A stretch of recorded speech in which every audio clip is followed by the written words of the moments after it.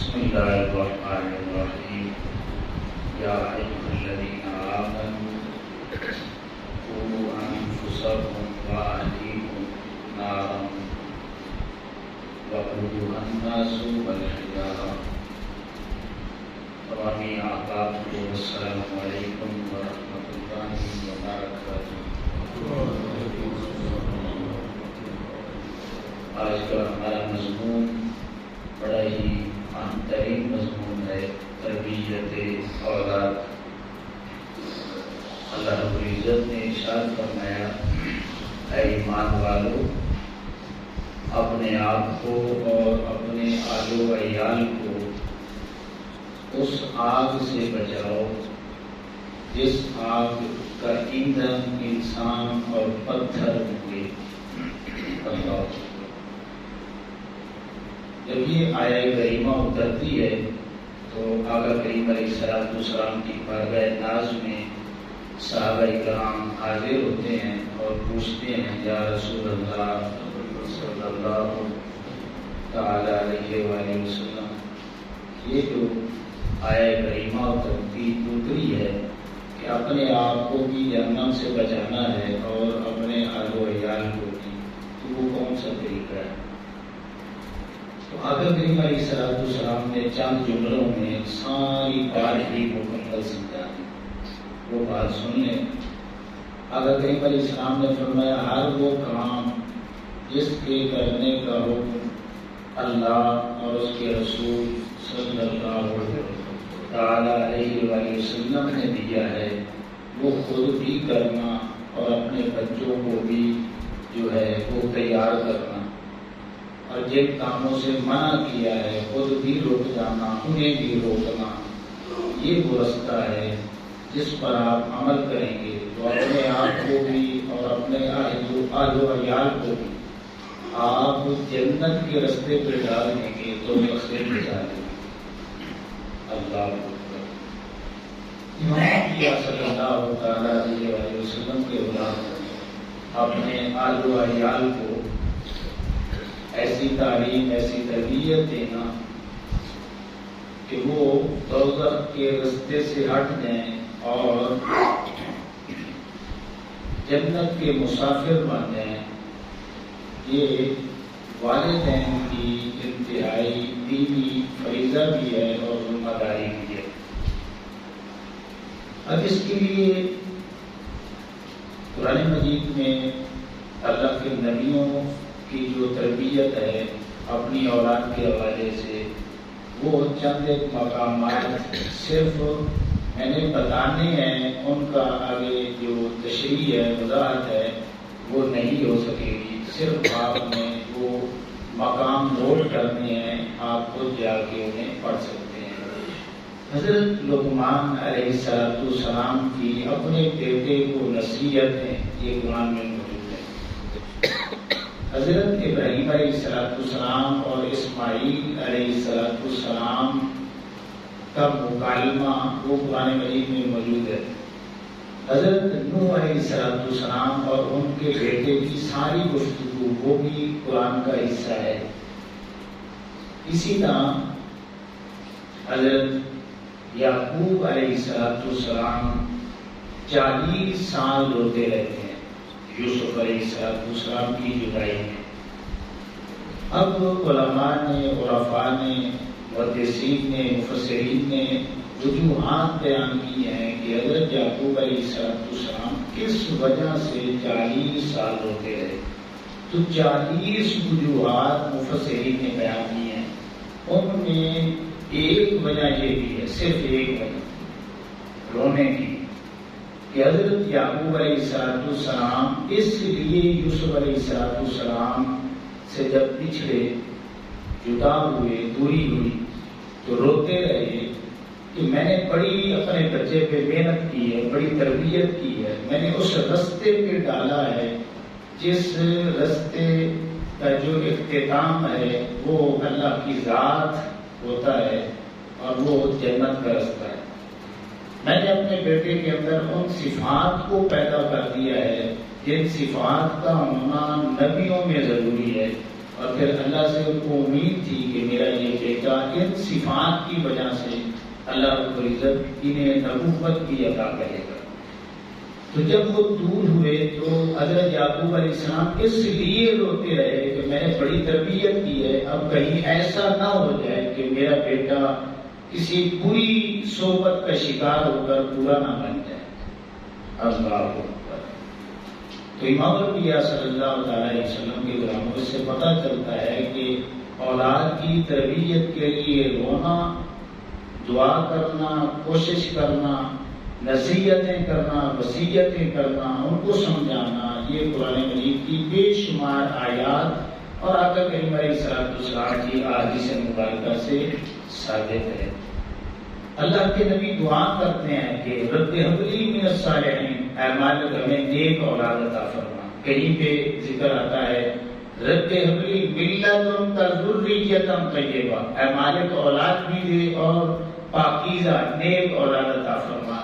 کہیں پہ ابراہیم علیہ السلام کی دعا رب اجعلنی مقیم الصلاۃ ومن ذریتی، اے مالک میری اولاد کو بھی نماز کا پابند بنانا۔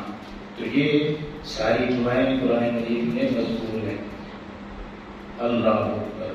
اور پھر اس سے بھی بڑھ کر جو ہمارے معاشرے میں ایک ذہن بنا ہوا ہے کہ اولاد کی تربیت پیدائش کے بعد شروع ہوتی ہے، یہ صحیح بات نہیں ہے۔ جو صحیح بات ہے قرآن کے مطابق اور احادیث مبارکہ کے مطابق وہ یہ ہے کہ اولاد سے بھی پہلے جس بات پہ آقا کریم علیہ السلام نے زور دیا ہے کہ وہ نیک عورت کا انتخاب ہے، یہ بڑی قریب بات ہے، اس کو سمجھیں پھر آپ کو بات سمجھ آ جائے گی کہ اولاد کے حوالے سے ماں کا کیا کہتا ہے۔ ایک عرب شاعر گزرا ہے فرزدق، یہ اتنا بڑا شاعر گزرا ہے کہ اس کی آج بھی عربی میں شاعری، علم اسلامیات عربی کے کورس میں داخل ہے، آج بھی ہمارے کورس میں شامل ہے۔ اس کی آخری ملاقات جو ہے نا حضرت امام حسین رضی اللہ تعالیٰ عنہ کے رستے میں ہوتی ہے۔ یہ وہ بندہ ہے اہل بیت اطہار کے ساتھ انتہائی محبت کرنے والا۔ اس کی شادی ہوئی، اولاد ہوئی، ایک دن اس نے نا اپنی ساری اولاد کو جمع کیا اور پھر کہنے لگے کہ میرے بیٹوں بیٹیوں، اب آپ بڑے ہو چکے ہو، ایک احسان میرا تم پر وہ ہے جو تم مانگتے ہو، وہ یہ ہے کہ تم اس دنیا میں میری وجہ سے آئے، ٹھیک ہے، اور پھر میں نے آپ کی خدمت میں جو جو آپ کی ضروریات تھیں وہ میں نے مہیا کی، لیکن ایک میرا احسان آپ پر اس وقت بھی میں نے احسان کر دیا تھا جب تک، یعنی اس وقت تک آپ اس دنیا میں بھی نہیں آئے تھے۔ اب یہ بڑی عجیب بات ہے کہ ابھی آپ دنیا میں بھی نہیں آئے تھے تو ایک احسان میں نے آپ کے اس وقت بھی کر دیا۔ اب بچے بڑے تھے، انہوں نے پوچھا ابا جی یہ پیدائش کے بعد والے احسانات کو بات سمجھ آتی ہے، لیکن پیدا ہونے سے پہلے یہ کون سا احسان آپ نے ہم پہ کر دیا؟ تو فرزدق نے کہا کہ میں نے آقا کریم علیہ السلام کی احادیث مبارکہ پڑھی ہے کہ آقا علیہ السلام نے فرمایا کہ جب بھی رشتہ کرو نا اور کوئی کرتا ہے تو پھر چار چیزیں دیکھ کے کرتا ہے، یا مال و دولت دیکھ کے کرتا ہے، یا حسب نسب دیکھ کے کرتا ہے، یا پھر حسن دیکھ کے کرتا ہے، یا پھر دینداری دیکھ کے کرتا ہے۔ تو آقا علیہ السلام نے فرمایا فرض بذات الدین، اگر اپنے نبی سے مشورہ لینا چاہتے ہو تو سب سے پہلے باقی چیزیں بھی دیکھنا، لیکن سب سے پہلے ترتیب دین کو دیکھنا۔ تو الحمدللہ میں عالم تھا، شاعر تھا، زبان و کلام پہ مکمل دسترس میں رکھتا تھا، تو میں نے خوبصورت عورت کو نہیں ڈھونڈا، میں نے مال و دولت رکھنے والی عورت کو نہیں تلاش کیا، اور میں نے بڑے خاندان کی عورت کو بھی نہیں دیکھا، بس اپنے نبی کی اس بات پر عمل کرنے کے لیے پھر میں تلاش کرتا رہا کہ مجھے ایسی عورت چاہیے جو عالمہ ہو، باعمل ہو، تقوی والی ہو، طہارت والی ہو۔ تو یہ ساری خوبیاں میں نے باقی جو تھیں ان کو جو ہے اجتناب کیا، اور صرف اپنے نبی کی اس حدیث پر عمل کرنے کے لیے میں نے ایک دیندار عورت کا انتخاب اس لیے کیا کہ اگر دیندار آئے گی تو پھر میرے بچوں کو جنت کے راستے پہ چلا دے گی۔ تو میں نے اپنی ساری خواہشات کو چھوڑا، تو یہ جو میری قربانی ہے نا، یہ صرف اور صرف تمہاری خاطر ہے۔ اللہ اکبر۔ تو پھر بچوں نے مان لیا کہ واقعی یہ آپ کا ہم پہ بڑا ہی احسان ہے۔ آقا کریم علیہ السلام نے فرمایا کہ تقوی کے بعد مومن بندے کے پاس سب سے اعلیٰ جو چیز ہوتی ہے وہ نیک بیوی ہے، سب سے اعلیٰ چیز۔ اور آپ کو پتا ہے کہ اسلام نے عورت کی تربیت پہ بڑا زور دیا ہے۔ آقا کریم علیہ السلام ایک ہفتے میں صرف ایک بار مردوں کے ساتھ اور عورتوں کے ساتھ 2 بار خطاب کرتے۔ کیوں؟ اس لیے کہ جس معاشرے کی عورت سمجھ جاتی ہے پھر وہ سارے کا سارا معاشرہ جنت نظیر بن جاتا ہے۔ اور یہ بھی واضح ہے کہ اولاد پر ماں باپ کے حقوق میں سے باپ سے بھی بڑھ کر ماں کے حقوق زیادہ ہیں، 3 گنا زیادہ ہیں۔ کیوں زیادہ ہیں؟ اس لیے کہ اس کی خدمت زیادہ ہے۔ جب خدمت زیادہ ہے تو پھر حق بھی زیادہ ہے، ٹھیک ہے؟ تو حق کی وجہ سے قربت ملتی ہے، اور قربت جب ملی تو خدمت زیادہ کرنے کا موقع ملا، اور خدمت صحبت کی وجہ سے ہوتی ہے، اور صحبت جو ہے یہ بچے کی جو ہے بڑا ہی اثر انداز ہوتی ہے۔ جتنی زیادہ جس بچے کو ماں کی صحبت زیادہ ملے گی تو وہ ماں کا جو رنگ ہے وہی بچے پہ چڑھے گا۔ تو علماء نے لکھا ہے کہ باپ کا نیک ہونا بھی ضروری ہے، لیکن باپ سے بھی بڑھ کر ماں کا نیک سیرت ہونا، صاحب کردار ہونا، دیندار ہونا، یہ انتہائی ضروری ہے۔ اللہ اکبر۔ اب کتابوں میں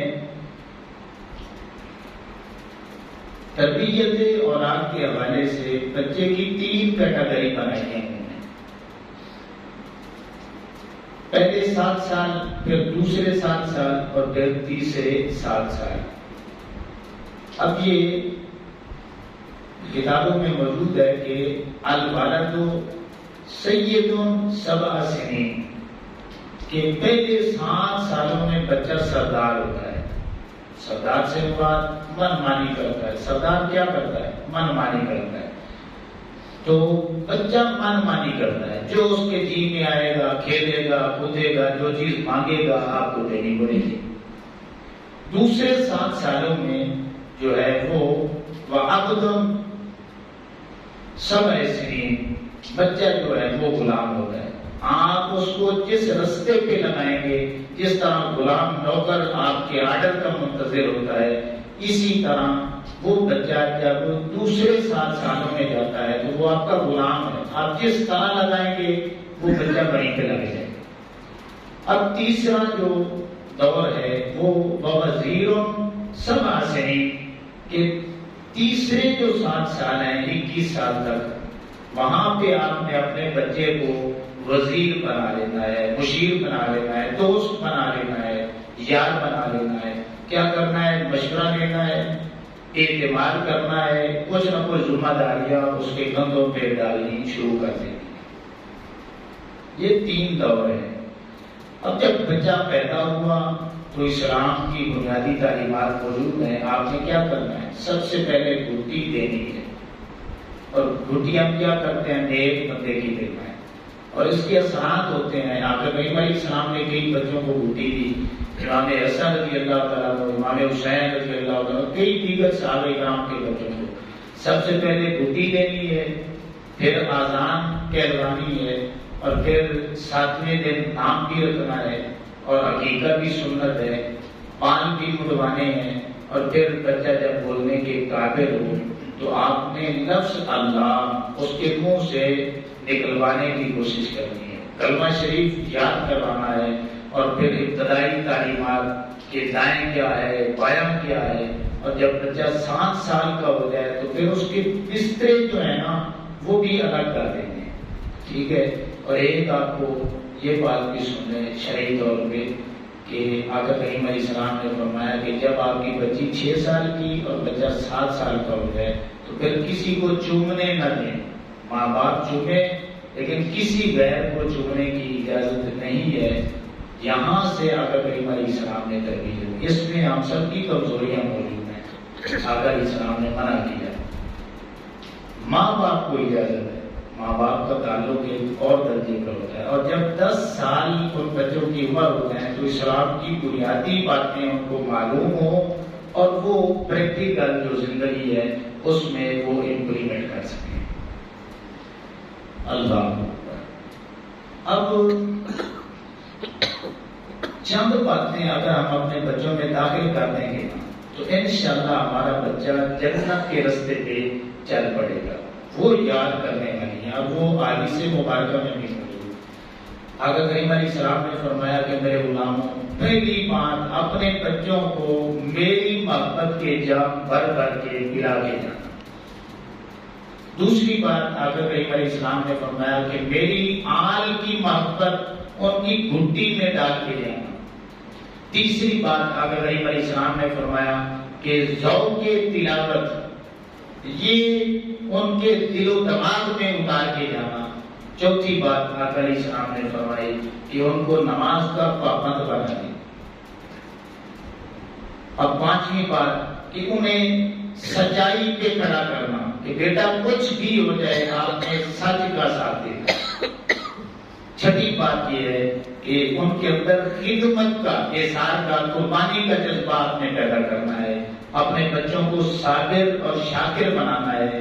اور پھر آخری بات سن لیں کہ آپ نے اپنے بچوں کو محنتی، ذمہ دار اور وقت کا پابند بنانا ہے۔ اگر آپ اس انداز میں بچے کی تربیت کر لیں گے تو پھر ذہن میں رکھیں، یہ سمجھ لیں آپ نے اپنے بچوں کو جنت کے راستے پہ چلا دیا۔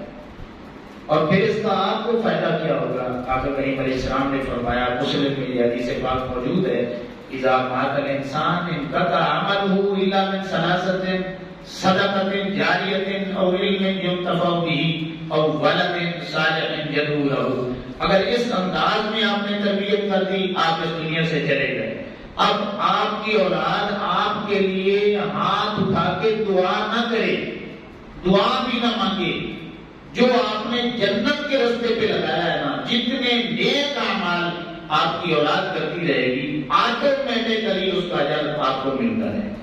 وہ اولاد آپ کے لیے صدقہ جاریہ بن جائے گی۔ بالفرض وہ نماز پڑھتی ہے، آپ نے لگایا تھا نا، تو پھر اس کا ثواب جو ہے آپ کو بھی ملے گا۔ وہ تلاوت قرآن کرے گی، آپ کو اس کا اجر ملے گا۔ وہ سچ بولیں گے، آپ کو اس کا اجر ملے گا۔ جتنے بھی نیک اعمال ہیں شریعت پہ چلیں گے تو وہ سارا جو ثواب ہے وہ آپ کے کھاتے میں جو ہے وہ چلتا رہے گا۔ تو اس لیے امام الانبیاء صلی اللہ علیہ وسلم کے غلاموں، ہم اپنی اولاد کی قرآن کے مطابق اور احادیث مبارکہ کے مطابق تربیت کریں، اور یہ ہمارا دینی فریضہ بھی ہے۔ ہم اپنا دینی فریضہ سمجھ کے اسے ادا کریں، اس کا پھر جو ثواب ہے، اجر ہے اور فائدہ ہے وہ ہمیں دنیا میں بھی ہوگا اور آخرت میں بھی ہوگا۔ اللہ نے عمل کی توفیق عطا فرمائے۔